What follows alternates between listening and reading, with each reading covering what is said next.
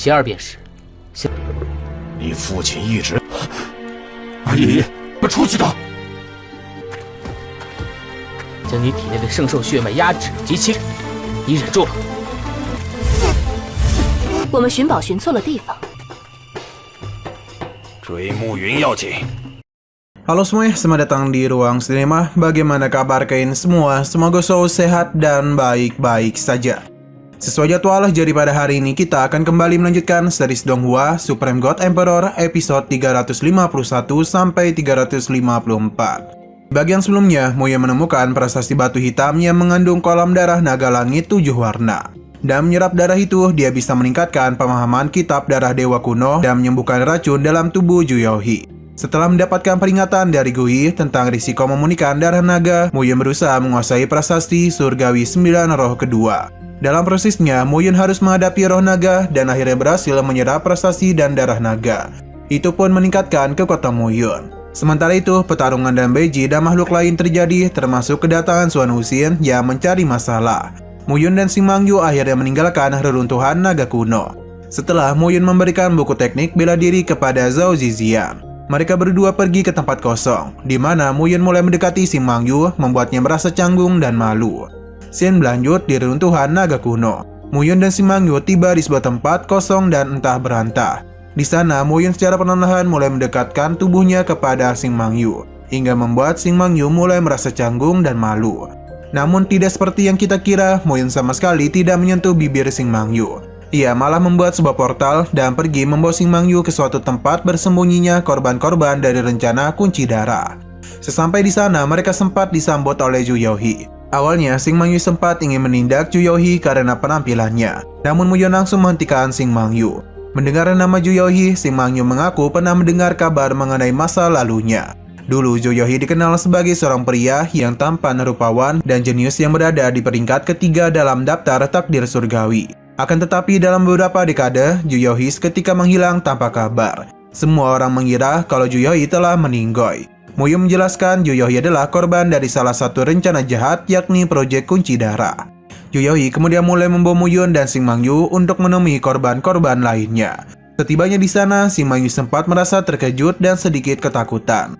Lantas Muyun pun mencoba untuk menenangkannya. Melihat kedatangan Muyun, Juyonji menyuruh Juyohi agar membawa beberapa orang untuk pergi keluar dan mencari tahu situasi orang-orang dari Gunung Suankong. Tanpa berlama-lama lagi, Juyohi dan kedua rekannya bersama-sama melaksanakan perintah dari Juyonji. Sesudah keluar, mereka berdua secara tak sengaja melihat Baizu, Suan Wuxin, dan pamannya yakni Suan Yinde. Suan Yinde kemudian bertanya kepada Suan Wuxin apakah sisik naga telah berada di tangan Muyun. Suan Wuxin menjawab kalau sisik naga kini ada di tangan Muyun. Oleh karena itulah mereka bertiga berencana untuk lekas mencarinya. Pada saat yang bersamaan, Su Yindi kebetulan melihat salah satu makhluk monster batu hijau.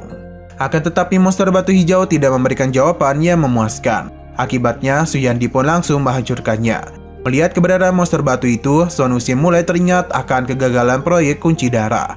Menurutnya, Xing Mangyu dan Muyun dapat menjadi kunci untuk keberhasilan proyek tersebut, karena mereka berdua memiliki garis darah binatang ilahi. Ucapan dari Suan Wuxin dibenarkan oleh Suan Yinde. Akan tetapi mereka sekarang memiliki permasalahan karena ada orang misterius yang membantu Muyun dan membuat mereka kesulitan untuk menangkapnya. Sesuai dengan kesaksian Suan Wuxin, orang misterius itu setidaknya adalah seorang master tingkat 9. Di sisi lain nampak Juyohi sedang melapor kepada Juyonji mengenai pergerakan Suan Yinde.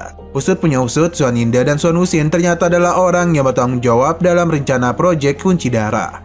Selain itu, dulu Suan Wuxin tidak memiliki kekuatan yang sebanding dengan Juyohi. Namun kini Juyohi sudah mengalami kemerosotan karena dijadikan kelinci percobaan. Muyun kemudian memberitahu bahwasanya kedatangannya kali ini yang pertama adalah untuk menghindari pengejaran Gunung Suankong. Yang kedua, Muyun kini merasa yakin kalau dirinya sudah dapat menyembuhkan salah satu dari kelompok Su Yanji yang terkena racun darah. Oleh karena Muyun dapat menyembuhkan satu orang saja, maka Juyonji memilih Juyohi untuk disembuhkan oleh Muyun. Juyonji berkata sudah puluhan tahun Juyohi tidak kembali. Sudah pasti kedua orang tuanya sangat khawatir dengannya. Ia juga meminta Juyohi agar dia itu dapat memanfaatkan kesempatan kali ini dengan baik. Sebab nasib keluarga Ju sekarang tergantung kepadanya. 其二便是，你父亲一直……二爷爷，快出去的！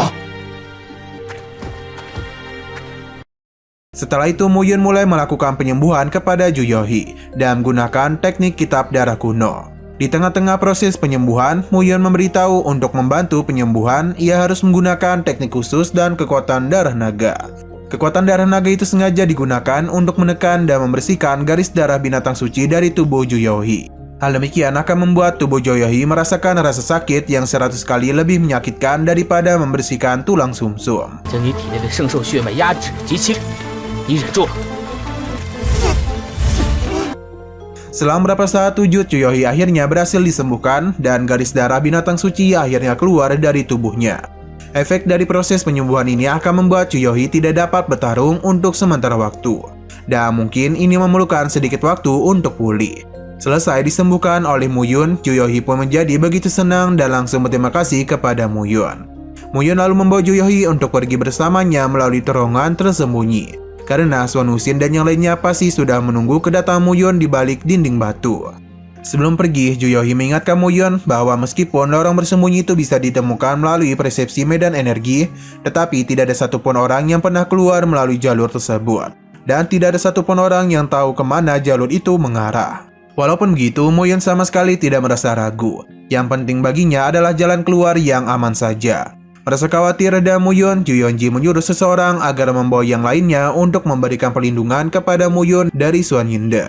Mendengar ucapan Ju Yonji, Mu Yun meminta dia dan yang lainnya agar tidak perlu sampai mengorbankan siapapun untuk menjaga dirinya. 也不知通向何处。 将你们带出去后，再和他们慢慢，不能耽误了。二爷爷，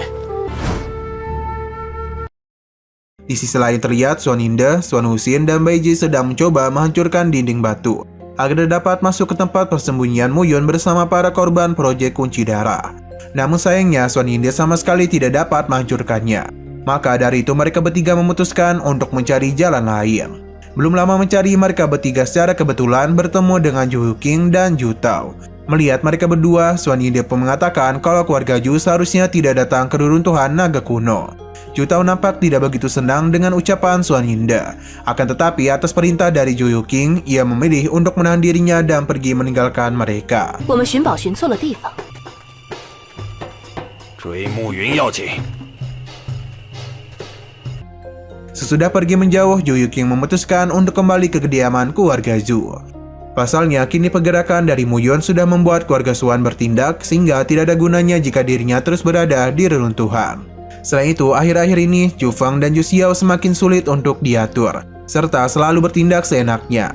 Andai saja Tuan Muda Ju Yohi sekarang sudah ditemukan, maka Ju Feng dan Ju Xiao pasti tidak akan dapat berbuat semena-mena.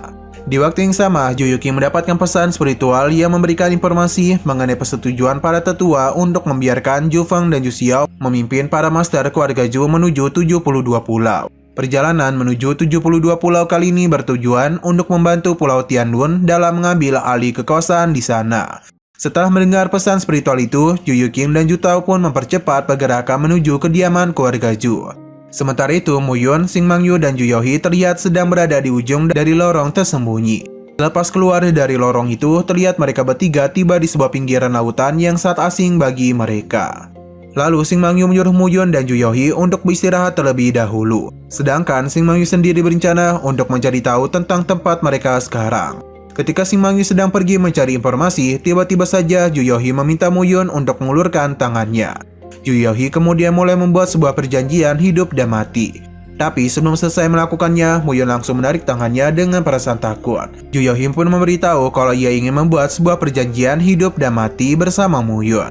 Karena sebelumnya Ju Yohi sudah berjanji kepada Mu Yun kalau ia akan membuat perjanjian hidup dan mati. Teringat akan janji itu, Mu Yun segera membuat sebuah segel rahasia hidup dan mati versinya sendiri. Sehingga mulai sekarang Ju Yohi resmi terikat perjanjian hidup dan mati dengan dirinya. 约还真不如你的。 Selesai melakukannya, Xing Mangyu datang memberitahu kalau dia sudah mendapatkan informasi yang diperlukan. Ternyata tempat yang mereka kunjungi sekarang disebut sebagai Pulau Lahun. Pulau itu merupakan salah satu pulau yang berada di bawah naungan 72 pulau. Lebih tepatnya Pulau Kusa. Selain itu, jarak antara Pulau Lahun dan Pulau Kusa hanya berjarak sekitar 100 mil saja. Akan tetapi, akhir-akhir ini keadaan Pulau Lahun terasa cukup sulit. Karena sebelumnya, semenjak Papilion Tianbao menguasai 72 pulau, Papilion Tianlun sama sekali tidak bebas. Kabarnya sekarang, Papilion Tianlun sudah pergi ke kediaman keluarga Zhu di Laut Selatan untuk meminta bantuan untuk mengurus Papilion Tianbao. Akibatnya, lebih dari 30 pulau yang berada di bawah naungan Pulau Kuse mulai mendapatkan tekanan oleh para pemimpin dari 3 pulau besar. Mendengar informasi itu, tentu saja Mo Yun menjadi begitu kesal. Lantas dia pun memutuskan untuk mengurus masalah ini sampai tuntas. Beberapa saat setelahnya, mereka bertiga tiba di salah satu penginapan yang ada di Pulau Kuse. Setibanya di sana, Xing Mangyu bertanya kepada Mo Yun, bukankah mereka pergi ke Pulau Kuse untuk mengurus permasalahan antara Pulau Tianlun dan Pulau Kuse? Lantas mengapa mereka malah menginap di sebuah penginapan? Mo Yun menjawab, Xing Mangyu tidak perlu khawatir.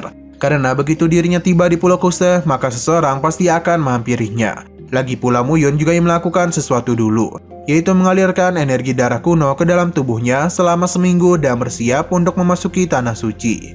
Pada saat yang bersamaan, tiba-tiba saja Zhu Youhi datang dan meminta Mo Yun agar memberikannya perintah untuk mencari informasi. Mo Yun menolak melakukannya, sebab Zhu Youhi baru saja keluar dari runtuhan naga kuno setelah terjebak selama puluhan tahun. Sehingga akan berisiko jika memberikan perintah kepada Zhu Youhi yang tidak memahami situasi sekarang. Setelah Zhu Youhi pergi, Mo Yun segera menemui gulungan Juxian untuk menagih sebuah harta karun di Gua Harta Suci. 小龟，醒醒，别睡了，宫宝洞内得到宝贝。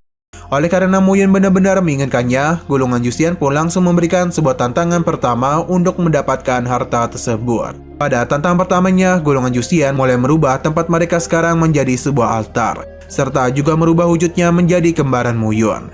Lalu gulungan Juxian bertanya harta apakah yang diinginkan oleh Mo Yun. Lantas Mo Yun menjawab kalau dia menginginkan sebuah pil tingkat suci untuk penyembuhan. Gulungan Juxian menunjukkan sebuah kotak pil suci 9 pola, yang mana di dalamnya berisi pil suci kelas menengah, pil suci kelas atas, dan pil suci kelas sempurna. Untuk mendapatkan ketiga pil suci itu, Mo Yun harus menyelesaikan tantangannya terlebih dahulu, yakni bertarung dan beradu ilmu pedang melawan gulungan Juxian. Baru saja dimulai pertarungannya dan sekejap Mo Yun dikalahkan oleh gulungan Juxian. Meskipun begitu, Mo Yun tidak menyerah begitu saja. Ia kembali bangkit dan terus mencoba melawan gulungan Juxian. Namun pada pertarungan berikutnya, Mo Yun terus mengalami kekalahan dalam waktu yang singkat. 我不信！ Kekalahan secara terus-menerus yang dialami oleh Mo Yun membuat dirinya menjadi begitu terkejut dan merasa tak menyangka. Mo Yun juga bertanya-tanya mengapa tantangannya menjadi begitu sulit. Lalu gulungan Juxian menjawab, semakin tinggi harta yang ingin Mo Yun dapat, maka semakin sulit tantangannya. Setelah mendengar penjelasan dari gulungan Juxian, Mo Yun kembali bertarung melawannya. Pada pertarungannya kali ini, Mo Yun mengalami peningkatan. Ia benar-benar dapat membaca segala pergerakan dari gulungan Juxian. Walaupun pada awalnya Mo Yun berhasil menangkis segala serangan dari gulungan Juxian, tapi pada akhirnya Mo Yun kembali dikalahkan dengan mudah. 知道了，来吧。进步，不过那个难度低一些。 Merasa tak mampu menyelesaikan tantangan untuk mendapatkan pil tingkat suci, Mo Yun memutuskan untuk mengganti keinginannya menjadi 5 bahan utama yang dia perlukan, yaitu buah naga giok, rumput jahat pahit, bunga kristal es, bunga roh mistik, dan anggrek ungu. Setelah itu, pertarungan pun kembali dimulai, namun tak ada yang berbeda. Mo Yun lagi dan lagi dikalahkan dalam sekejap mata. Di sisi yang berbeda, terlihat Lun Wuchang sedang memikirkan rencana jahatnya untuk menjatuhkan Su Wuxing dan menunjukkan betapa kuatnya Papilion Tianlun di kawasan 72 pulau. Pada saat itu ternyata Lun Wuchang sudah membawa Zhou Feng dan Yu Xiao untuk membantunya mengurus Pulau Kuse.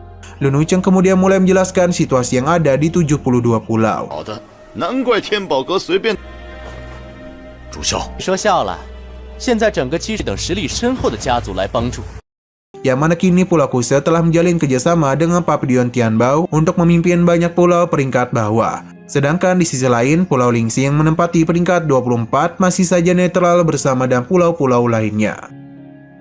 Di hari yang sama, nampak Su Wuxing sedang bertemu dengan seorang tamu yang berasal dari Papilion Tianbao bernama Bao Yu. Di sana, mereka berdua membahas tentang kerjasama antara keluarga Zhu dengan Pulau Tianlun, Pulau Luosa, Pulau Guiku, dan yang lainnya. Su Wuxing juga memberitahu kalau Pulau Kuse sekarang telah menempati peringkat ke-36 karena kerjasamanya dengan Papilion Tianbao yang telah membangun perdagangan secara adil di Lautan Selatan. Selesai mendengar penjelasan situasi terkini di Lautan Selatan, Boyu menjelaskan dirinya dikirim oleh Ketua Papiliun Tianbao untuk menginformasikan bahwa Papiliun Tianbao membuka diri untuk berbisnis dengan siapapun dan sepakat untuk mengurusi campur tangan dari keluarga Zhu. Akan tetapi Boyu mengingatkan agar tidak bertindak sembrono karena dua bersaudara Zhu Feng dan Zhu Xiao tidak dapat diremehkan. Sejak meninggalkan jurus pertama keluarga Zhu, yakni Zhu Yafei, kedua bersaudara itu selalu menginginkan posisi sebagai kepala keluarga muda. Oleh karena itu, Zhu Feng dan Zhu Xiao pasti akan melakukan cara apapun untuk mendapatkan posisi tersebut. Selain itu, kini situasi di 72 pulau Laut Selatan semakin sulit, karena Pulau Lingxi dan puluhan pulau lainnya telah mengambil tindakan tegas untuk tidak bekerjasama dengan Papiliun Tianbao. 但我想一切都为我想灵石岛岛主灵洞天。 Di sisi lain terlihat Xing Mangyu datang melapor kepada Mu Yun mengenai kedatangan pasukan keluarga Zhu yang dipimpin oleh Zhu Feng dan Zhu Xiao ke Pulau Lingxi. Mendengar nama Pulau Lingxi, sontak Mu Yun teringat akan nama dari pemimpin Pulau Lingxi yakni Ling Ming, yang mana rumornya akan turun tahta. Setelah itu, Mu Yun mulai membicarakan rencananya bersama Xing Mangyu dan Zhu Yaohi, yaitu merebut beberapa pulau yang berada di bawah naungan Pulau Lingxi. Rencana ini diyakini dapat membangun kembali reputasi Zhu Yaohi untuk menjadi kepala keluarga muda di keluarga Zhu. Sementara itu, salah seorang pemimpin muda dari Pulau Lingxi bernama Ling Dongtian nampak sedang menemui ayahnya, yakni adalah Ling Ming, sebagai pengurus Pulau Lingxi. Pada saat itu, Ling Dongtian memberitahunya mengenai kedatangan keluarga Zhu di Pulau Lingxi. Namun sayangnya Ling Ming tidak dapat berbuat apa-apa lagi, karena dirinya yang sudah sakit-sakitan dan tidak berdaya lagi. Oleh karena itu, Ling Ming mulai menyerahkan urusan Pulau Lingxi kepada Ling Dongtian. Lalu Ling Dongtian berjanji kalau ia tidak akan menjalin kerjasama dengan Pulau Tianlun. Pasalnya, satu-satunya orang yang bertanggung jawab atas rasa sakit yang dialami oleh Ling Ming sekarang adalah Lun Hui dari Pulau Tianlun. Ling Dongtian juga berencana untuk bergabung dengan Pulau Kusa dan Papiliun Tianbao untuk melawan keluarga Zhu yang bersekutu dengan Pulau Tianlun. Di waktu yang sama, salah seorang prajurit datang melapor kalau Pulau Lingxi sedang kedatangan seorang tamu yang mengaku dapat menyembuhkan penyakit dari Ling Ming. Nah, sayang sekali episode pada hari ini pun harus bersambung dulu. Oke, sekian dulu pada video kali ini. Untuk video selanjutnya akan segera hadir. Jadi bagi kalian yang ingin mengikuti series ini, langsung saja klik subscribe dan aktifkan loncengnya. Terima kasih yang sudah menonton video sampai habis. Jika kalian suka pada video ini, klik like dan share ke teman-teman kalian tentang channel ini. Dan ditunggu aja kelanjutannya. Oke, sampai jumpa di video selanjutnya.